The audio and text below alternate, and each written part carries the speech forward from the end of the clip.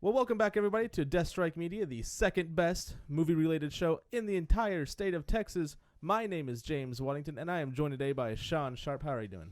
Better than I would deserve. How are you doing this week? Still better than you deserve. Absolutely. If you What are you doing that you don't deserve? If you knew what terrible rat bastard I really am, you would really understand that statement. Oh, I know you well, but maybe not that well. That's the whole point.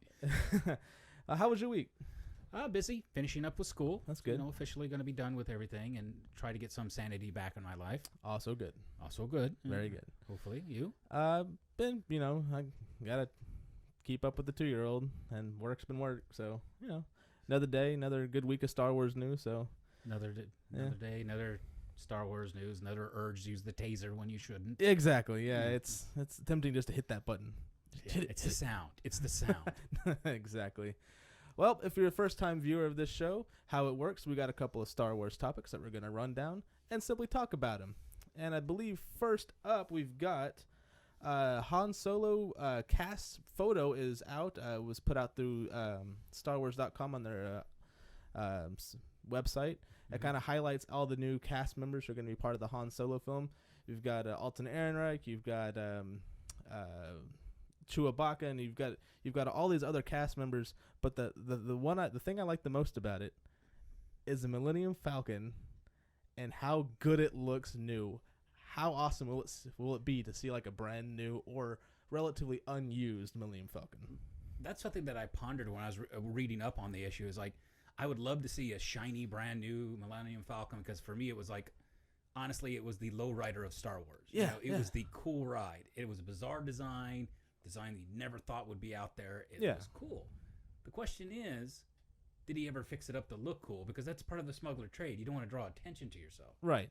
And I know, like, if in a New Hope, he's like, well, I've made some modifications to it. What modifications did he have to put into it that weren't there that we get to see? Like, is that I know they had to replace the radar dish because it got knocked off in Cloud. I think it was Cloud City. Yeah, I believe so. Do they have a completely new radar dish, or do they add some other aspects to the outside of it? I'm looking forward to like having that particular ship being like a character type. Yeah, really set the tone. Yeah, in the Han Solo film. Another thing I really liked about it is how Chewie looked. He looked. Yes. He's like, everyone's in street clothes, not me. So, what'd you think about Chewie? I thought he looked great. Yeah, he looked young. Well, for a Wookiee, right? Yeah, well, I was about to say, it's supposed to be younger. They live for like 4, 5, 6, 700 years, or I don't know. Pick a decade. You got to wonder about the amount of Grecian formula that the planet imports. To keep all the gray out. That was body thing. That was a funny thing about having Chewie in The Force Awakens. He actually looked younger than when he did in the original trilogy. Which was weird. You got to give credit to costuming. Costumes have improved, but there's the aspect of his coat looks a little shinier than it should. Well, maybe he's been living high on the hog. Maybe, yeah. No telling what. After all, Solo did show up with a really huge freighter. Also true. Maybe it was like a freighter full of like hair care products at one point. We don't know. Han's always had great hair. Chewie's always had great hair, even though he had that 70s shag look and going on. But that's who they are. They were the shaggy ones, and it works so well because one, it was in the 70s and 80s, but even to this day, it still works. I mean, we still got the throwback looks, and I think Chewie does wrap that up pretty well. It's just it's also really good to see. You do have to acknowledge the costuming, special effects, and all that. Yeah, come so much farther, but just there's going to be a lot of. I'm getting excited about the Solo film for the fact that should have a lot of energy. Oh yeah, just the dynamic character starting out, because everyone's craved their origin tales for so long. Yeah, and they, with all the old canon they got, or the now Legends, they actually got into it a lot. Now it's scrapped. So now we have to go rethink it and redo it, but bringing in the elements of the past Legends and kind of like maybe weaving some stuff that only like super switting Star Wars fans would get. But the look that everyone had in that photo just looked like they're going to have a blast. Like Woody Harrelson was like, I'm not even looking at the camera. I'm going to have a good time. It's Woody Harrelson is one of these guys that you don't want to live in your spare bedroom, but he's definitely the guy you want to invite to your parties. and every party that he is party, yeah. every party, but just don't stay. From baby shower to birthday party. Oh yeah, definitely. Even if they're scary clowns, he's the guy that you want hanging out with you. Oh yeah, can you imagine the outtakes of this, like between Woody Harrelson and like Chewbacca? Like, the arguments they're gonna have. It's gonna be so good. Yeah, they gotta have an out. I know Star Wars doesn't do outtake reels, kind of like what Jackie Chan does. Right. But having an outtake reel of that would be hilarious. It would be hilarious, but the reason is, of course, they want to keep the mythos feel. Well, yeah, that and everyone's gonna be like, "Is that canon? Is that canon?" Oh, no, I hadn't even thought of that. Yeah, yeah. There's going to be a lot of in certain communities they use the term Nazi a lot, which is unfortunate. Like you have Ren Nazis. That's not historically accurate. That's not canon. You know, like canon Nazis. Yeah, it's exactly. Like, it has to be exactly. We will not vary. Well, luckily, there's a story group and Pablo Hidalgo who usually shuts down anything that they just shut up about. That's not canon. Don't worry about it. But getting back to Han Solo real fast, I'm really looking forward to the feel of that movie and what they can bring to a lived-in universe that we're very familiar with, kind of what Rogue One did. We're very familiar with that universe, familiar with everything, but a little bit before how we should see it, like a slightly polished edge to everything. That's kind of what I'm looking for. Everything should be a little more polished. It's something they did with the new first 3 movies, where you got to see Coruscant. Prequels, yeah. You got to see a lot of their freighters. Yeah. Everything was brighter colors. Everything was like shinier. From Naboo, everything was shiny from Naboo. Right. All their starfighters, all their cruisers. Showed a civilization at the apex where when A New Hope starts, let's be honest, things have been going downhill for a long time. Oh, yeah. By that point. And it was reflected in the tones, the colors, the lighting. Just the ships were not as streamlined. They're like, screw it. We have anti-grav. We don't need to be cool looking. Not more. You get a Borg block to fly, kind of concept. Getting back to the visual effects for a minute, another story that came out, ILM put together 2 visual effects reels for the Oscars. They are for Star Wars Rogue One. They are nominated in 2 categories for Oscars. They are nominated for sound mixing and visual effects. Going into this year's Oscar, it's going to be a very crowded field in that area. Yeah. If no one remembers, there was a ton of movies that came out at the beginning of the year last year. Most notably in that department would be what was it? It was Jungle Book. Jungle Book came out and just kind of swept the floor and like made everyone go home because the visual effects in that movie was stunning. Did you see it? I did see it, and I saw it in a good theater. Yeah, and it deserves a lot of credit. It took something that originated as a film, then into a cartoon animated, and then brought it back to a film with animation. Yeah, kind of took it full circle. I thought it looked great. I think they're gonna sweep the Oscars in any category they're nominated for, other than Best Actor, because you everything was CG except Mowgli. In that movie, and it was so intensely CG. The thing is, I think, unfortunately, I think Jungle Book will take a big lion share of everything. No pun. I know there's a tiger, but the issue is that historically, sci-fi films usually are the stepchildren. That's true. They don't win a whole lot. Star Wars was the first ones to start consecutively winning, and it was usually for sound production, or special effects, but not for story, of course, or anything like that. But even in groundbreaking sci-fi films, they're always like, it's not classic. It's not classic. Well, yeah, take what they did in Rogue One. They made Leia younger, and they brought in Grand Moff. That was Tarkin. Fantastic. I thought they did a great job. I'm hopeful that they'll at least get that nomination next year for the next year's Oscars. For at least if they're going to go back to receive an Oscar, maybe they'll go back for that particular one, because that was outstanding. I thought so. I mean, the way they merged it and got everyone to interact, that's always been a big failing. Yeah.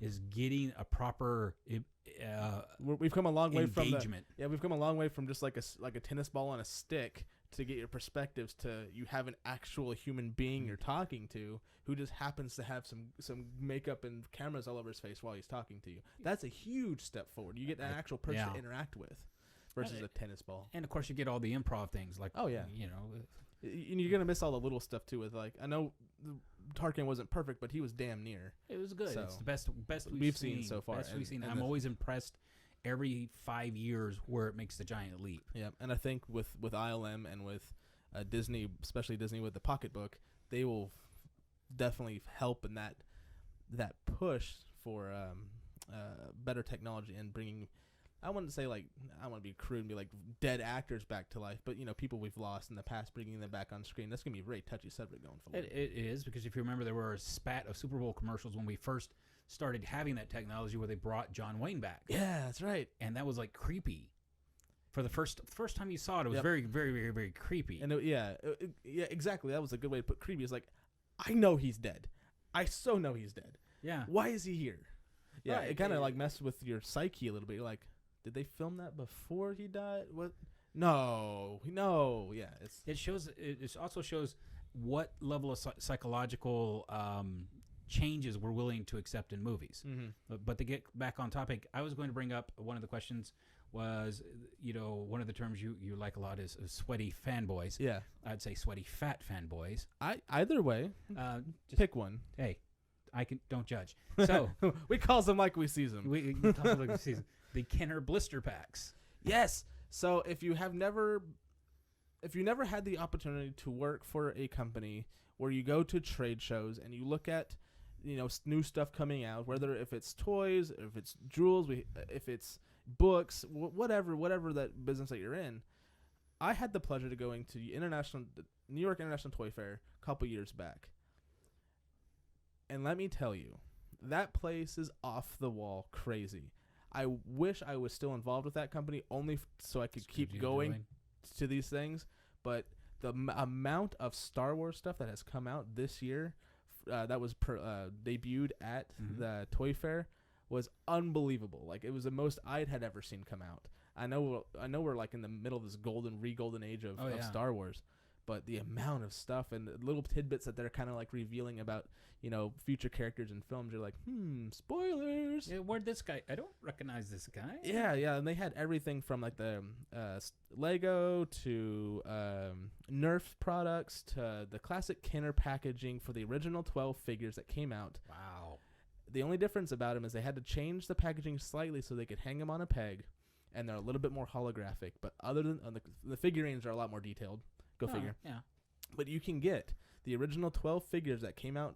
I don't even remember the year they actually came out. And with the board that you could actually put them against and have your display from back in the day.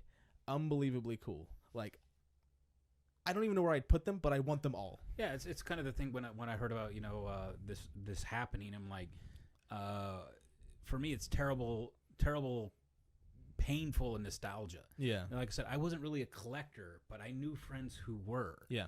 And all the memories that come back going, would my wife think I'm weird if I create?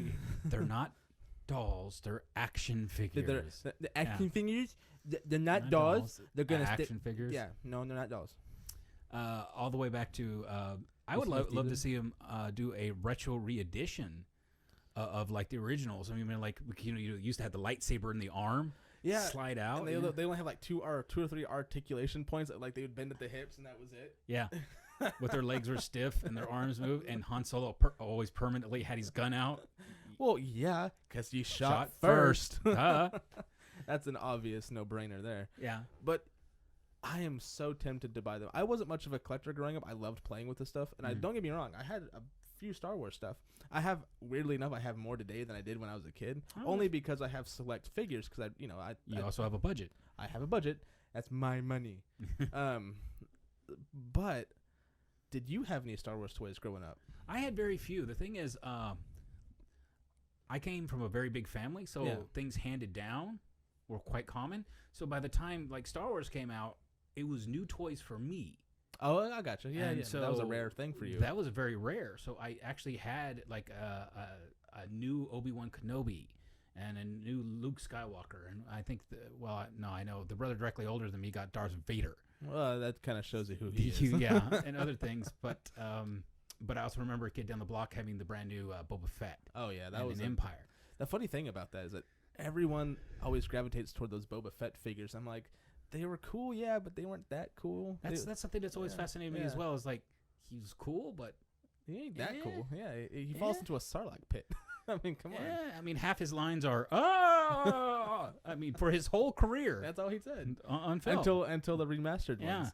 And I think he had a little bit of no, maybe he had a hair maybe a line somewhere. I can't remember. One extra line. Yeah, I think that was it. But yeah, getting back to those Kenner figurines, man, they were phenomenal. Like, it gave me like chills. Like, I didn't grow up in the 70s. I was born in '86, so I was catching the very, very tail end of that. Into the 90s. Yeah. I was catching that tail end of Return of the Jedi and having that long feeling of no Star Wars. I mean, I love Star Wars as a kid. I watched every one of the movies, episodes 4, 5, and 6, every weekend at my grandparents' house. I mean, every weekend. I was over there like every day almost. We wore those tapes out twice. Wow. Yeah, I watched them a lot. And to see those figures just threw me back to, like, although I didn't have those exact ones, I had my X-Wing Starfighter. That was mine. Yeah, it's that sense of strong connection that a lot of people when I became a so-called adult would bring up. It was such a marketing. It was such an open marketing thing. It's like, you're right. I don't care. I have fantastic memories of, like I said, I got a secondhand AT-AT. Oh yeah, that's right. They built toys bigger back then. Big, and clunky, and they could last. Luckily, yeah. Well, you know what I mean. Luckily, yeah. But marketing grab or not, it's people are underestimating how much of that really connected to the audience to keep them loyal, to keep them desiring for new stories. Yep. They got to create their own. They got to, wait in fascination. I'm sure some people even had them like teddy bears. Oh yeah. I heard it wasn't me, that some people slept with their action figures in their bed. I can say I would own up to it if I did. I did not. I might have had Star Wars sheets. Funny enough, I got my son Star Wars sheets, so he can share that same tradition. Oh, good. Carry it on. Keep it in the family. That's right. But yeah, those Kenner things are freaking phenomenal. Now, skipping ahead just a little bit, well, not really skipping ahead, but the next story, I don't know if any of you guys out there are familiar with the Josh Gad sort of videos he's been putting up on Instagram with Daisy Ridley. Mm-hmm. If you're not, I'll go ahead and break it down for you a little bit. So Josh Gad and Daisy Ridley are filming a little movie called Murder on the Orient Express. Now, during filming, of course, Josh Gad is a huge Star Wars fan, so he's been pestering Daisy Ridley to try to give away the secrets from Episode 8. Yes, they're wrapped with filming with Episode 8. Yeah. Okay. Anyway, so he's been questioning her and putting these little videos up on YouTube or through Instagram and via YouTube. Eventually makes its way to YouTube. About he sits there and asks her, "Who's the Last Jedi? Who's Snoke?" And stuff like that. And that was the first video. The second video, Daisy. This is all. The first two videos happen on set of. I'm guessing at the Murder on the Orient Express, but it's in the trailer of Josh Gad. So Daisy really comes in the trailer, and Josh Gad immediately just starts asking a ton of Star Wars questions, and she's deadpan face, like looks pissed. No, I can't tell you anything. The next video, which I loved the next video. Same sort of thing goes into the trailer, and Josh goes like, no. I'm not going to ask you any questions, but she is. Camera pans, and it's Dame Judi Dench. And she's wearing a hood, very much Jedi-esque. Yeah, exactly. And who's going to say no to the Dame, right? I mean, come on. Dame Judi Dench. Yeah, I mean, come on. And she asks the same questions. Well, who's Snoke?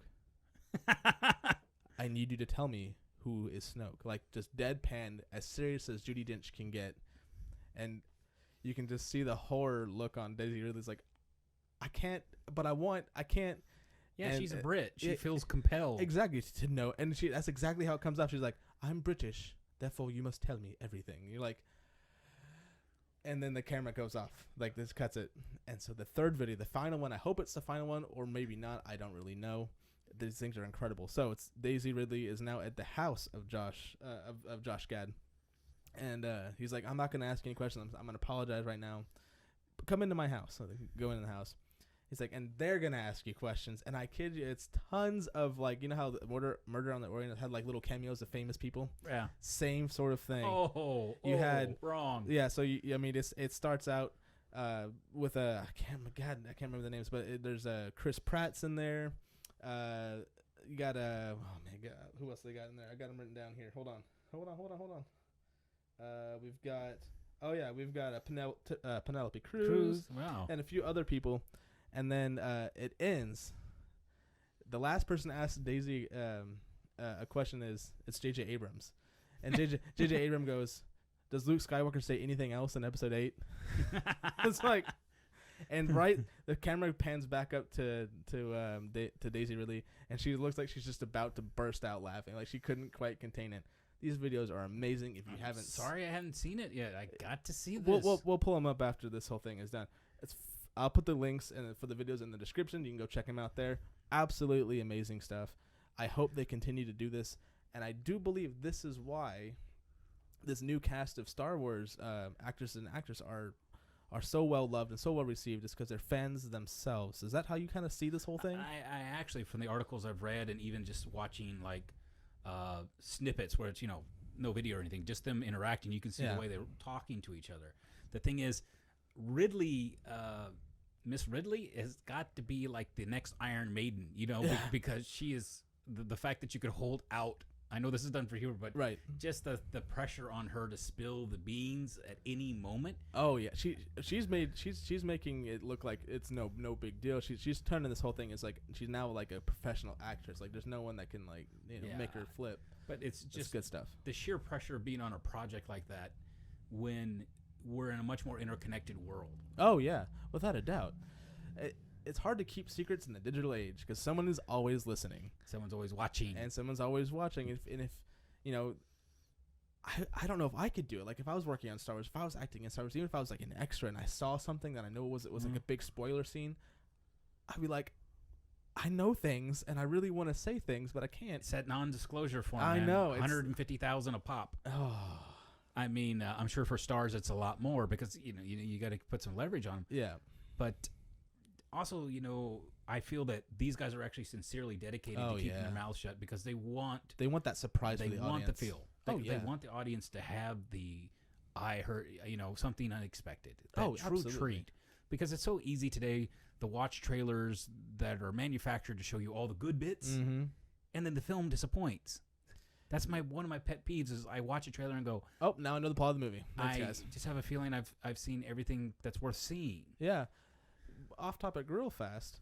That's a funny thing about current. I don't know if you're a horror person. It sounds like I'm saying horror, but I'm not. There's been a string of excellent horror movie trailers, and they actually are good horror films, from what I hear. They're not giving anything away in the trailers, and I think that's critical, especially for horror movies. But getting there was I think it was last year before last. All the trailers that were coming out for any of the movies, horror, sci-fi, whatever, gave away the entire plot in the movie. And it's just like, but for whatever reason, 2017 so far. Maybe they finally listened. Maybe they listened to the fans. Like, stop showing us the plot holes. Stop showing us the plot. Stop showing us all this other stuff. It's turning out to be a very good year for films. And with Episode 8 coming out at the end of the year, this sort of makes me even more hyped because the House of Mouse has lots of secrets. Yeah, lots of secrets. Yeah, some good, some bad. And I want to know them all. Well, being a sci-fi fan, sci-fantasy fan, I think of Dune. Where families are actually, corporations and families merge. I was talking to Dune earlier today, and in a way, the House of Mouse could be like, one of those the Landstrad houses from Dune. I never considered that. Well, think about the megalithic power as a multinational company that Disney is. That's very true. They cover lots. Think of just a sheer power. Now they own pretty much everything. Right, and the thing is, they own everything, and they employ the best. If you want a story out there. Yeah, you pitch it. If you're pitched to Disney and they go yes, that means you either are good at pitching crap, or you have a damn good story and they're gonna put money at your feet to make that movie. My mood towards Disney is actually greatly softened. I used to really be a detractor because of a lot of their behaviors. Right now they've cleaned up their act on a lot of things, and that's maybe helped soften my stance.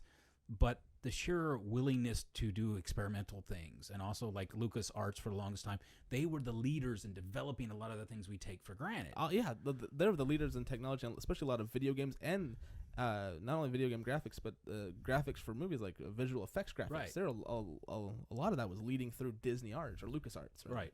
Fed into now Disney, and of course Disney was doing cutting edge stuff. Always. in a different angle, Yeah. but always doing something new. Absolutely, and I think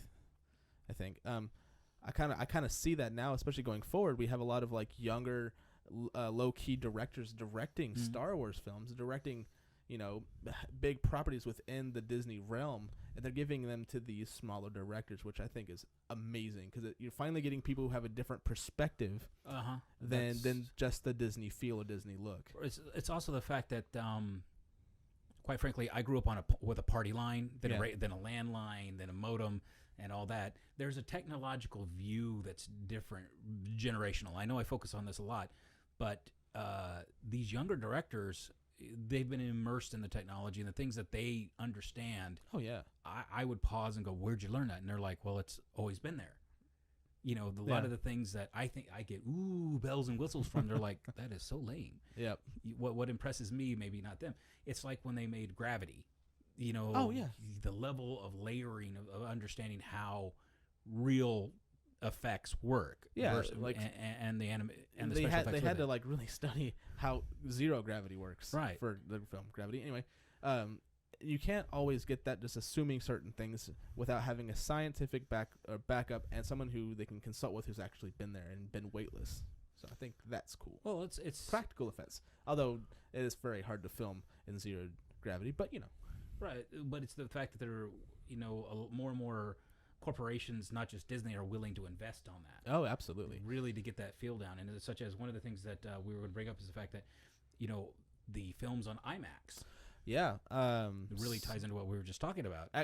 Going in from visual effects right into IMAX. So IMAX on their official Twitter feed has announced that they have been using IMAX film cameras on Episode VIII, the Han Solo film, and the untitled, yet to be kind of massively put out there, the new Indiana Jones film. No. Yeah. So I know it's not really a big surprise saying, oh yeah, they're using IMAX, but it kind of shows you that Disney is looking into the next available excellent product that is IMAX. I mean, yeah, 3D is okay, and it gives a lot of people headaches, but IMAX is really where it kind of envelops you within the world, because all you're seeing is the screen, you're seeing the detail, you're seeing everything. And when you see a film in IMAX that was shot in IMAX, huge difference between seeing a film on an IMAX screen not filmed in IMAX. And I think that Disney is going in the best direction they can with that. I totally agree. When you do film studies, that also I had to do for school. Right. The thing is, there was an era where we shot purely on film, and the reason why they hung on to film for so long was it had a similar effect. Mm-hmm. You had bigger screens, you had much more intense colors. Yeah. An example would be Dr. Zhivago, okay, or Lawrence of Arabia. Those are considered classics, right? Classics. but they're by shot, they're considered classics. Mm-hmm. The fact of the depth of field, the depth of detail, and that was only the technology could be rendered on film. Yeah, which is so expensive. Yeah. And so film still is expensive. Still expensive. So they went to cheaper alternatives in film work in the 70s and 80s, especially, and a lot of the quality changed, and the way they shot the films had to change. You didn't have the giant 360 shots where one figure's on the horizon walking for 5 minutes in some awkward silence, from like he's in France going, what the hell am I doing in France? They're good films, just not the films I see. Right. But the thing is with IMAX, it's kind of re-embracing what they used to call the master shot, because you can. And those truly, I feel, bring a level of embeddedness to it. As you said, all you see is the screen. You have no distraction. I kind of feel like that with like Cleopatra. Like, that was a good movie. But anyway. You mean with Elizabeth Taylor or Cleopatra? Yes, that one. Yes. That was also shot on film. On film. Yes. Old school film. And that sort of envelops you into that, because the film is just has so much texture. And I think IMAX is doing that for the digital era, where digital technology has come so far in such a short time, but the IMAX is really, it's got that higher sensor, and it's just everything's just so much prettier. Yeah, it's much more intense. Yeah, intense. There you go. The issue is sometimes I would hesitate to see certain films in IMAX because the grounds of, I don't want to be that jaded viewer going, I can never go back. Yeah, you have your select films that you'd want to see in IMAX. Right. You don't want to see everything in IMAX. Like, I obviously want to see Star Wars in IMAX. I don't want to see a horror film on IMAX. Just get that out. Yeah, right there. I think a nice slasher film on IMAX would be a little intimidating. A little like I don't really need to see all the veins and flesh tissues that close. So yeah, thanks. Yeah, thank you. I'm gonna go now. But like The Dark Knight, nice, deep, rich stories.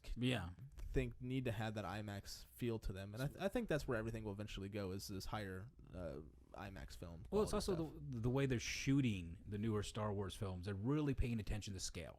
I was greatly impressed with Rogue One. Oh yeah, and to see Rogue One on IMAX, it really brings home of you're this big, space is this big, you're this big, space is this big. Yeah, exactly.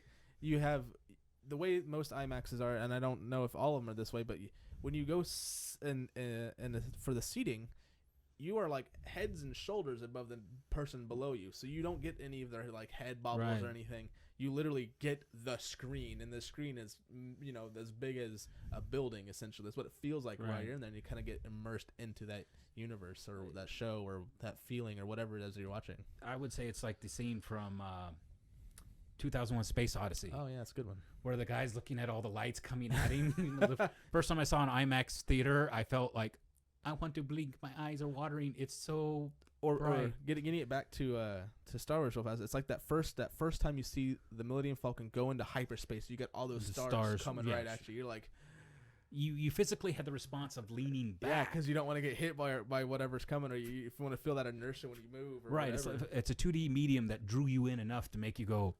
Yep, that makes you react. Elevator feel. Yeah, that to me is the best thing that any storyteller can do, or any cinematographer can do is give you that feeling in a movie. Oh yeah, to make editors. And editing is a huge key in that. Just make the audience in a 2D production feel like they have to move, or they have to jump, or they have to duck, or they start sweating because it gets so intense. Yeah, love it. No, I think it's fantastic. And of course, I guess we are not sponsored by the people who produce IMAX. I just want to make that clear. We would love to be. We are not. We don't take kickbacks on this. None. This is purely our opinion. But it's such a fascinating era to be in. Oh yeah.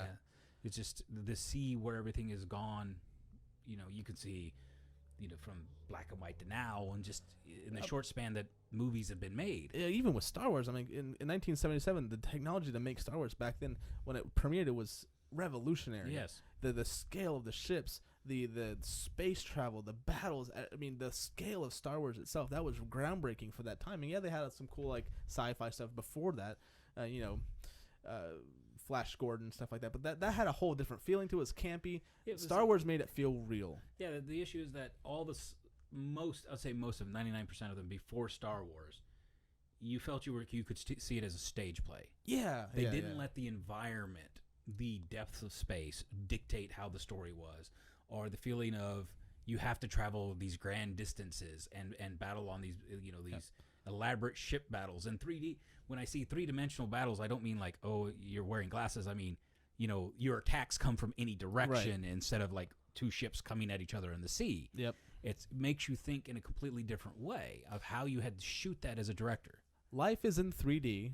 Let's translate that to films. That's what they did. Yeah, they did fantastic. And in keeping this within the Star Wars, I think that's why I love watching. I say this. I love watching the prequels because of the technology that went into making them feel revolutionary. Some of it was not so good, well received, but the tactics used for sound production and for visual effects editing, outstanding. They really pushed the boundaries of that aspect. The acting, keep moving. The story, keep moving. But the effects are right there. They're cutting edge, much like they did in the 1977. And the prequels, Rogue One was the same way. They kind of gave you that down and dirty, gritty war movie feel that Star Wars hadn't done before. Not that that's particularly groundbreaking, but the visual effects bringing back Grand Moff Tarkin and Leia, that's groundbreaking. So they Star Wars keeps breaking or pushing that boundary of what is now revolutionary or what is revolutionary stuff. I love it. One of the things, that's always been their sales point. Yeah. I mean, you knew you were going to see something new. It's like the traveling circus. Not that I'm bashing circuses. If you were from a small town, you knew you were going to see something you never saw before. It's a sideshow. That's what Yeah, you're going to see something you've never seen. But the thing with movies and technology, we have this expectation of, what are you going to show me? Right. And you've never let me down. So don't let me down. I think that's what they did. In a big way, that's what the prequels did with Darth Maul and his double-edged lightsaber. You're like, we had never seen that before. And it's like, mind blown. You're Did like, not they think can do that? Why didn't I not? think of that? It's like, sorry, Ezra with a Pistol. and it's like, I thought of that for years. It's like, can they do that? Would that interfere? Would it? Wouldn't? It's like, I'm glad to see that they've explored it. Yeah, and well, and you haven't gotten to Rebels, and I'll kind of throw it up. It's all right. It gets broken in the end. It's okay. Ezra gets another one. It's okay. I can deal with loss. Okay. I've dealt with loss. I've handled it. You can do it. You can do it. I can do that. I got over Obi-Wan years ago. Yeah. But, Anyway, so we have another question. Is Yeah, like, go ahead. so do you think Daisy Ridley's character, is she going to be, or is she a real Jedi? that's a great question. Looking at it from the aspect of where Luke was, and going forward with his training when he left Tatooine with Obi-Wan, and of course Obi-Wan, getting being one with the Force, he becomes a Force ghost. He never really completed his training either, Right. until he went to Dagobah with Yoda, and even that got interrupted. So then you have Daisy Ridley, Mhm. kind of following a similar path, and I think they did this on purpose because that's the Skywalker saga. It's, So it's a you parallel story. Yeah, it's a parallel story. So you have Daisy Ridley, you have Rey,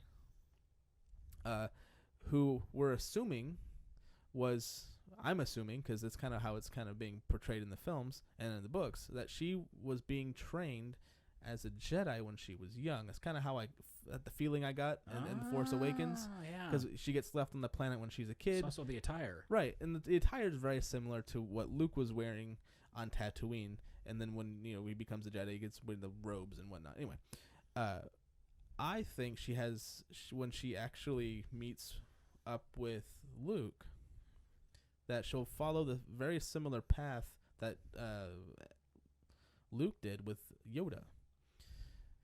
Now, will she be an actually fully fledged Jedi by the time she's done training? Like, I know the end of Episode 8 or Episode 9. That's hard to say. Luke to me was never really a full Jedi until Empire Strikes Back. So it took him several years to achieve that, even though it's hard to tell time in the Star Wars universe and the cinematic films unless you're like a super sweaty who can kind of like you go do your research and kind of know the time in between Flow charts and Yeah, everything. exactly. You got your graph charts, you got your flow charts. Anyway, and your timelines. And I know that Episode 8 picks up right where Episode 7 left off. Now, whether or not they're going to do a flash forward or not, I don't know. Good question. And they've never done flashbacks until Rogue One, or not Rogue One, Until Force Awakens. Are we going to see a flash forward going into Episode 8? Like, because it has been said by the powers over at Lucasfilm that it does pick up right where Episode 7 left off. That flash forward would be an interesting take on it, like scoot along maybe a year. That'd be interesting. It also would kind of try to avoid the montage trap a little bit. Yeah, a little bit. For me, something occurred to me when I was thinking about will she be a real Jedi? Mm-hmm. I have to do something rather controversial now, and I'd argue Luke is not a Jedi. And my point is, he had a mentor basically for like a nanosecond in his life. That's right. Who then became one with the universe or the Force. His other mentor, basically, he was supposed to start training like a knight or a samurai, like 7 or 8. Yeah, like in the prequels, you get the younglings who right. changed when they were young. So he already has. That's much the same way that Anakin was. He's too old to become a Jedi. Right, Yeah. but the thing is, he was worse off than even Anakin because, quite frankly, he was basically an adult. He may have been a whiny adult on Tatooine, Yeah. but he was an adult, and a lot of his notions of the universe are things that are set. Now, he's not saying you can't break through. I'm not saying people haven't become Shaolin masters at 40, which Right. they have. The issue is, I would bring up one of the things is why he made so many mistakes, and maybe circling back to what happens with the Knights of Ren. Yeah. He never was properly trained. He didn't see the pitfalls or could perceive the same level of pitfalls that a true master would Right. have. Someone who's been a Jedi for decades, as opposed to at this point we're assuming Luke has been a Jedi master for decades, but someone who's been has gone through from Padawan from younglings to Padawan, and had an actual master mentor him for the entire time before his Jedi trials and all this other stuff. Right. That's a good point. Now I don't know if have you started watching Rebels at all? No. Okay. I need to. I suck. It's okay. They're hard to get to if you don't have Disney XD, or they're not easy to get to unless you want to pay for them online through like iTunes or whatever. I didn't know you could do it on iTunes. Yeah, they're like $2 an episode. Oh, really? Yeah. Maybe a little bit more, but not much more. You can buy the whole season for like $30, and there's like 15, 20 episodes a season. Anyway, Kanan, who's right there. When you first meet Kanan, he is not a Jedi Master. He is still technically a Padawan. His master gets killed via Order 66. Just kind of give you some backstory. It doesn't really play into the whole world of Rebels, so I don't mind giving you this little tidbit of information because it's a good series. I don't want to spoil it for you. But he has a moment or an episode where he goes through his own trials, and he actually gets the rank of Jedi Master via Jedi Temple guards who were still around. So he was granted the title of Jedi Master because he was able to pass a series of mental tests. It's a great episode. It tells you a lot, kind of how the struggle of Kanan later on, because he takes up Ezra. Who's over there somewhere. He obviously has force powers, but Kanan doesn't feel right training him because he's not a master himself, and he didn't know. Anyway, great episode. It kind of explains all that stuff, and I know. From what I've seen, from some of the deleted scenes and stuff from, I think it was Empire. Was it Empire? Is that when Luke introduces himself as a Jedi Master? Or is that Empire? Or is that Return of the Jedi? Anyway, Return of the Jedi. Yeah, there's some scenes in there where where Luke kind of has that same thing of he kind of goes through these little trials, and he has like, I don't know how he gets the rank of Jedi Master. I can't remember offhand, but it's something very similar to that. So he was granted the rank of Jedi Master via some Force Ghost or something. I don't know. I have to go back and watch those deleted scenes. They may not be the deleted scenes. I might be remembering this wrong. It's been a little bit since I've watched Return of the Jedi. I apologize if I made any Star Wars fans mad. I know. Sorry. Just remember, comment. We like comments. Yep. Tell me I suck. I don't care. Anyway, I kind of feel where you're coming from. Like, he's not quite a Jedi Master anyway, and if he's gonna go after the first Jedi Temple like we're assuming he did, and that's why he's been gone, and he has these new school of Jedi that he's teaching. He doesn't know that how tempting that dark side is. All he saw was his dad later on, who became Darth Vader, and then you had the Emperor. That was his really only like references as Jedis other than himself. Oh, of course, Obi-Wan briefly, and then Yoda briefly. So, yeah, I kind of right there with you. Yeah, it's the feel. The feel for me is that he's somebody that would be a reestablishment figure. Yeah, it's like things like the Jedi. If you equate them 1-to-1, and I'm saying it's a bad equation. I'm gonna say it right up front. 1-to-1 was say like martial artists. Mm-hmm. Older martial arts, contrary to popular belief, are not as good as modern martial arts. And here's my reason why. Back then, yeah, they trained for life and death. Yeah, now they train by studying everyone else's martial arts, where you used to train only knowing of maybe one or two others. Right. It's like one of the best martial MMA trainers out there, Johnny Bravo, from I think it's Eighth Planet Jiu-Jitsu. You got me. I don't know these things. But the thing is, he has the benefit of 100 years of research. Okay. That an average person would not. Right, and that's and kind of getting back to Luke not being maybe the Jedi Master maybe we think he is or whatever. In the prequels and up until Order 66, you had the Jedi archives that archived all of the great wars and battles, the Mandalorian War, the Old Republic, the Sith and Jedi War. You had all of these references you could learn from and get your art from. He didn't have that. Right. And that's when I'm pointing to Luke. Sorry, he didn't have that. He didn't have that, yeah. So that's why I say, to me, he's kind of like a reestablishment character, that by recreating the Order, they got to go back from scratch. And maybe when he went missing, for all I know, and I'm not trying to make anyone angry, I probably already have. I'm sorry. Comment. I'm fine with it. I'm a big boy. I can take the abuse. But I will charge. A lot of abuse I will charge. It's the issue that what if he went off on a little side quest or something, looking for holocrons, maybe? Yeah, why not? I know that they haven't mentioned it in any of the new canon, but I know the Legend stuff he did that. I don't know if they're gonna. That's what I thought, because it was in the comic books. When the old comic books were. Yeah, that's what he did in the Legend stuff. I do know a little bit about Legends. He did go off and try to find these holocrons and reestablish the Jedi Order, and that's where you get Mara Jade and all these other people from to reestablish the Jedi Order, and with all the references that you can find from holocrons, temples, stuff like that. They have yet to kind of include that really into the new canon, except for Scarif from Rogue One, or right near Scarif, because there was not Scarif, Jeddah, because there was a Jedi temple there. Right. So that was really the only other, old world Jedi feel that we had. That was really cool. But yeah, that's a weird question. Like, that's a really tough question. The thing is, and if you're not a Jedi, can you create a Jedi? Because it's like, a vampire. It takes a vampire to make a vampire. Right. At least that's the story. So.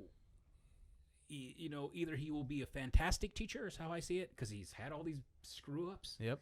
I can learn from my mistakes, kid. Don't make the same mistake, kid. You might keep your arm, kid. Yeah, it seems to be a family trait, kid. That real fast. That makes me wonder. Is Rey gonna lose an appendage? It seems to be a thing. Well, if it is, as a lot of people predicted that this is a Skywalker storyline. Yeah. It's just family tradition. Yeah, you lose a limb. She's gonna lose it, maybe in a camping accident. It has nothing to do with being a Jedi. But she loses a limb somehow. Maybe there's a lot of arms that get missing. Maybe she'll lose a leg to balance it out. You know what the funny thing is? Obi-Wan never lost a limb. Because he was Obi-freaking-Wan, man, dude. Hello there. He took out everybody. He didn't care. Well, except for Dooku.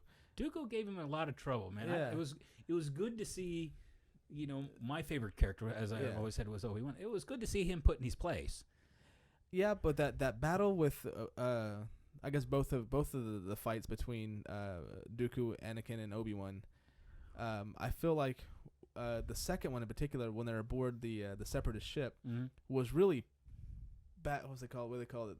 Boxing a dive. When you take a dive, it was really, in my eye, it was so badly dived that I was just like, the real Obi-Wan wouldn't do that. Okay, fair enough. But I was about to say, but also remember when he was battling with Jingo. Oh yeah. When he was battling with Jingo Fett, there was a lot of times like, it's Obi-Wan. Yeah, big deal. Yeah. He gets knocked down, gets battered around. Yeah, that's I guess it's again kind of going back to what you fighting styles. You get so used to training in one, like it's this way, and you don't really familiar about fighting styles of other types that you kind of have to improvise a little bit more than you thought, and you may not have the upper hand. Even though Jedis are very skilled, and Obi-Wan was a very skilled Jedi. And pretty much all of the arts, except for I think he can dual saber a little bit. But anyway, Dooku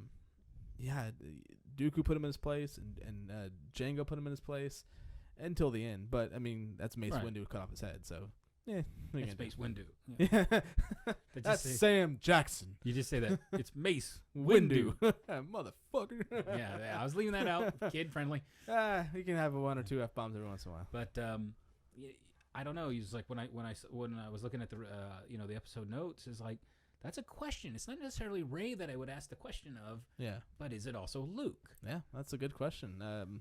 We'll find out how well they do that in episode 8. It's also what truly makes a Jedi. Now, a lot of it was based off of Eastern orders. Got to have ears. Yeah. A lot of it is based off Eastern tradition, of orders, militant orders. Yeah, and George Lucas had a lot to do with that too. That was his whole passion thing. Was like he loved the samurais, and he loved feudal Japan. So I mean, he also loved like kung fu movies, like the Shaolins. Yeah. If you really look at Jedi, they're more Shaolin than they are samurai, because samurai can marry, have kids.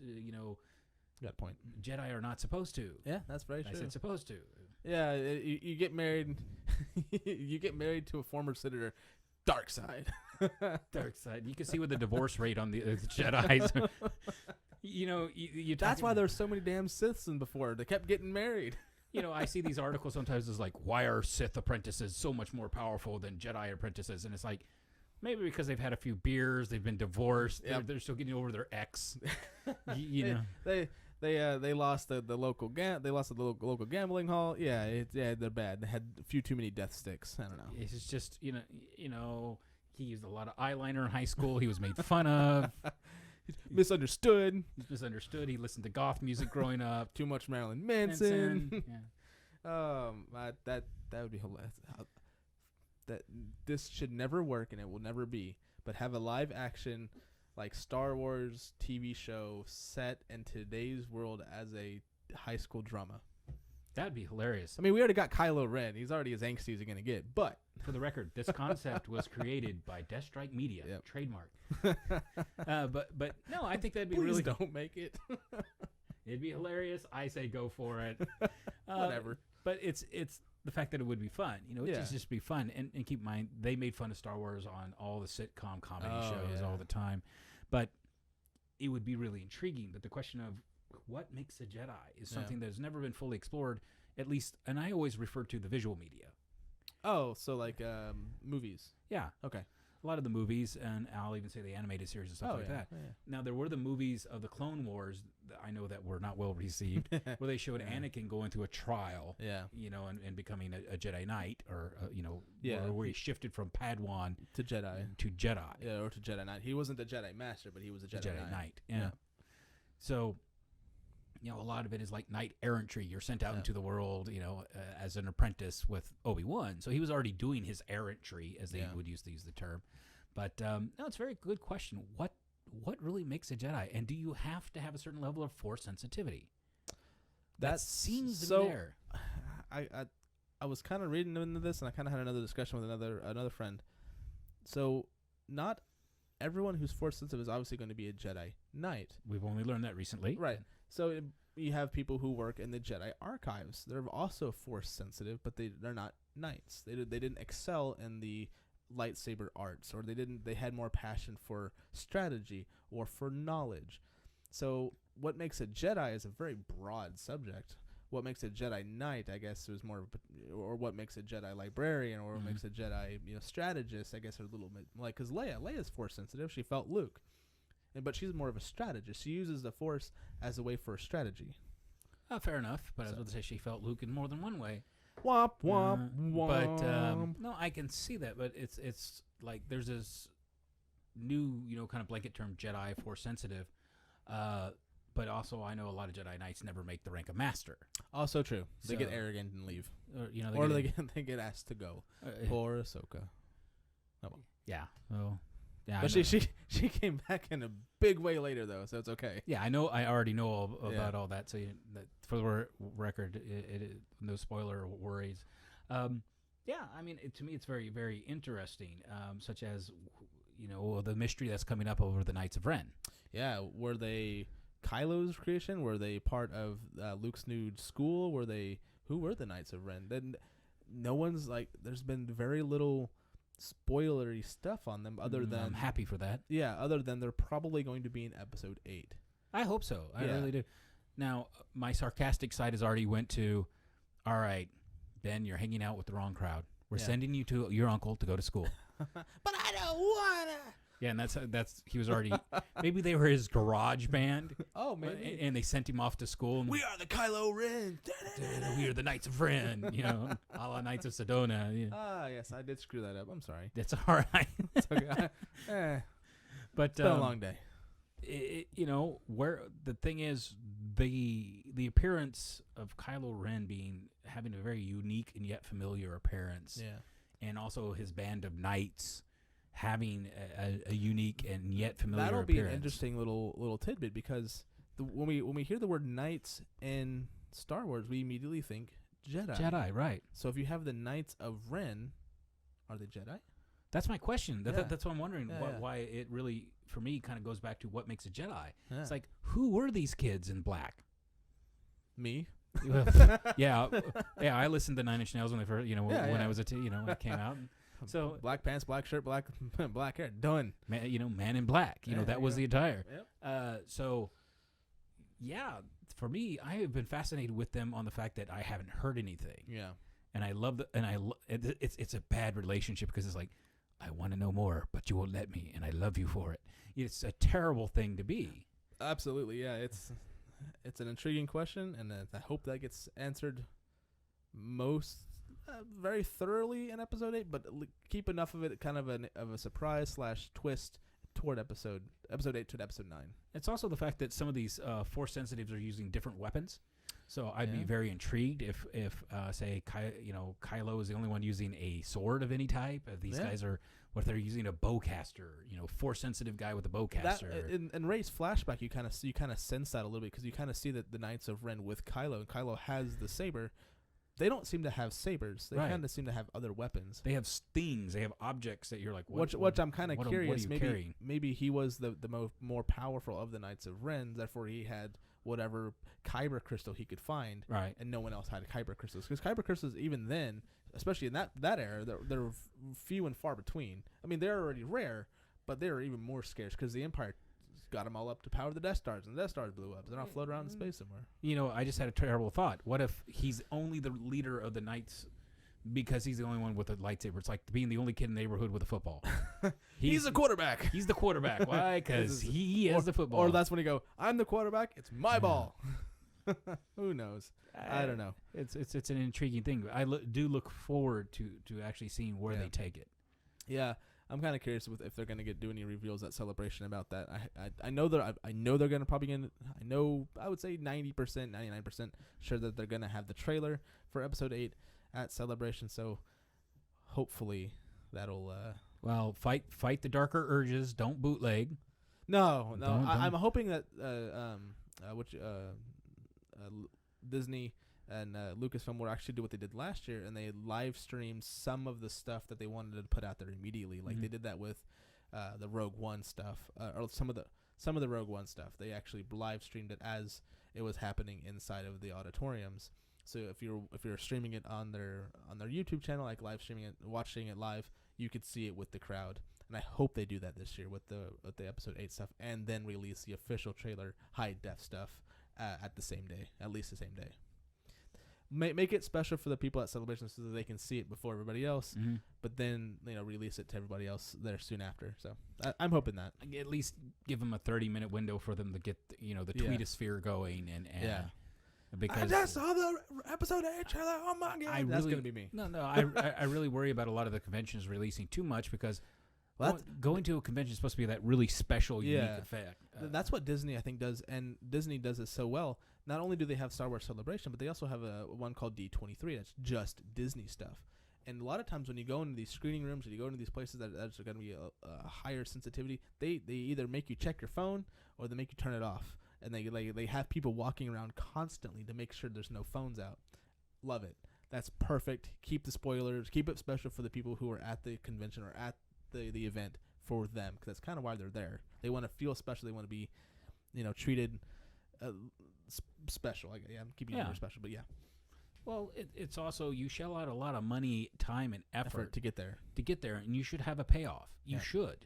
It's like going to any event and then having someone go, no, I had the same experience at home. No, you didn't. Yeah. Let's keep this something that's pretty cool to itself. That's right. I think we're running out of time. Out of time. Alrighty. Well, I hope you enjoyed the show. My name is James Waddington. I'm Sean Sharp. That is Sean Sharp. Keep on watching, and we'll see you next time. Take care.